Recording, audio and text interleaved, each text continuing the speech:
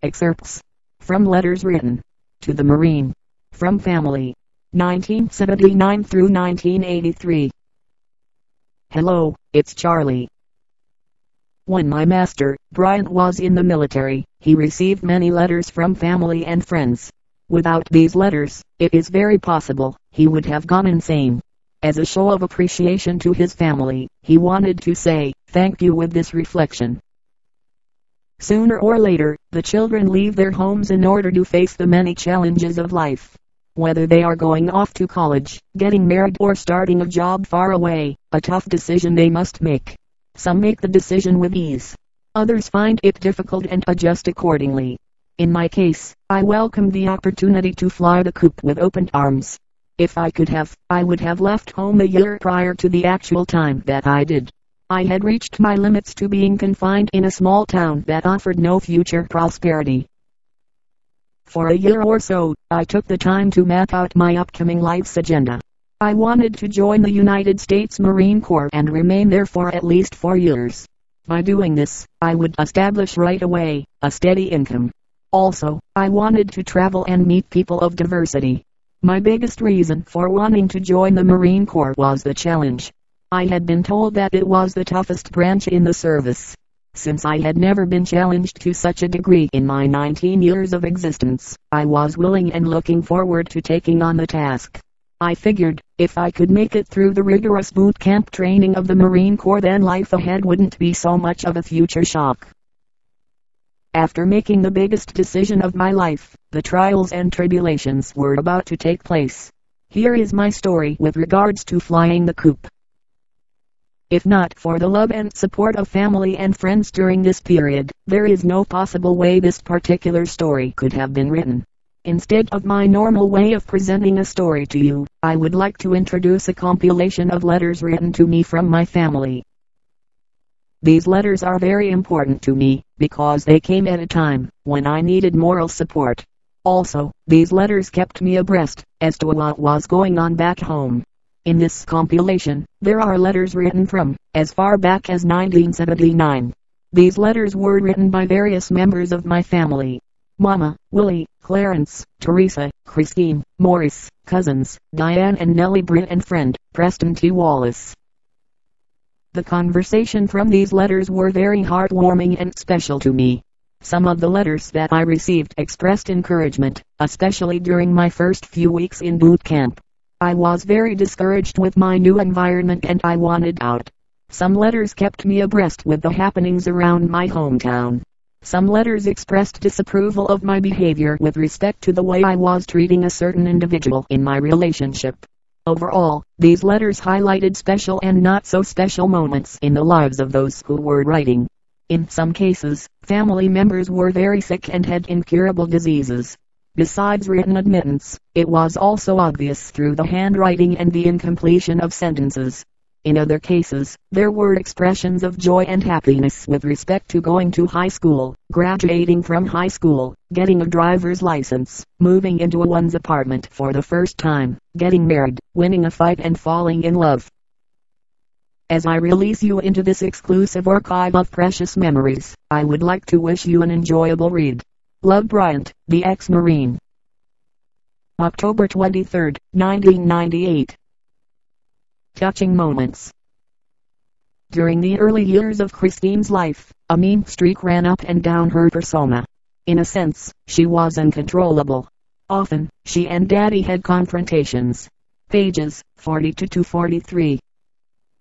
Christine understanding and agreeing with me on the issue of wanting to be single. Page 99. Teresa trying to encourage me to come back home and get married. Page 101. Teresa informing me that Kelly is starting school at the age of 3 years old. Page 101. Maurice informing me that he is happy to be attending high school at Franklin High. Page 104. Maurice informing me that he's been unhappy all day long. For his birthday, he received $1. Page 104. Maurice blackmailing me. Page 107. One of Maurice's early drawings. Page 108.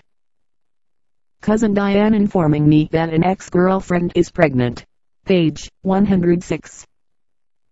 Teresa informing me that she's driving now. Page 111. Christine informing me that she has 6 months left in high school and she wants to be a model. Page 115. Christine informing me that she was in a fight with a girl named Jackie Murphy. Page 115. Christine informing me that she is not as mean as she used to be. Page 115. Christine warning me that the Japanese are dangerous. Page 115. Willie giving me advice and encouraging me to get an honorable discharge from the Marine Corps. Page 11. Clarence telling me that he plans to go back to Los Angeles with June, who is down visiting our sick mom. Page 16. Mom is informing me that Junie came down from Los Angeles and that she's been in the hospital. Page 19. Maurice informing me that he just turned 14 years of age. Page 29. Teresa asking me to talk to her boyfriend Tracy Murphy, because he has something on his mind which is affecting their relationship. Page 32. Maurice informing me that Chris and Teresa are going crazy with their boyfriends. They keep breaking up and going back together. Page 34. Teresa informing me that she's going to get married to Tracy Murphy. Page 36. Teresa informing me that my girlfriend Renee might be pregnant. Page 45. Teresa informing me that Chris and Daddy had a fight and they both were crying. Page 46. Teresa informing me that Rodney got 5 F's on his report card. Page 46. Maurice informing me that Clarence has moved into his own apartment. It's about time. Page 61. P.T. Wallace advising me to start saving my money and telling me I get carried away with women. Very funny. Page 64. Diane informing me that she have to go to the hospital for some tests. Page 67. Diane informing me that she must have an operation. Page 70. Teresa telling me I can't fall in love in 3 days. It takes 1 to 3 months. She's an expert on love now. Page 75. Teresa informing me that Chris' boyfriend Melvin is in the hospital. He had a mental breakdown. Page 76.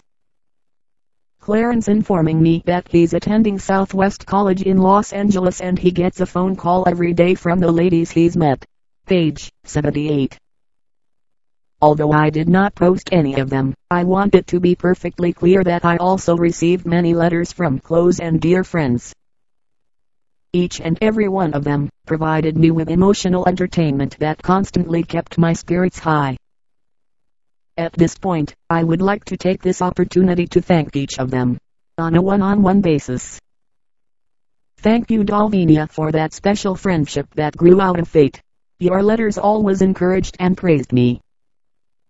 Thank you Renee for the abundance of letters that reinforced the feelings that you had for me. Thank you Charlene for your letters that often kept me wondering. Thank you Yolanda for your letters when you were thinking about me, even though you were in a relationship. Thank you Karen for writing letters just to say hello. Thank you Peggy from across the river for your lengthy letters of interesting conversations. Thank you Phyllis from Suffolk. Thank you Carolyn from Suffolk as well.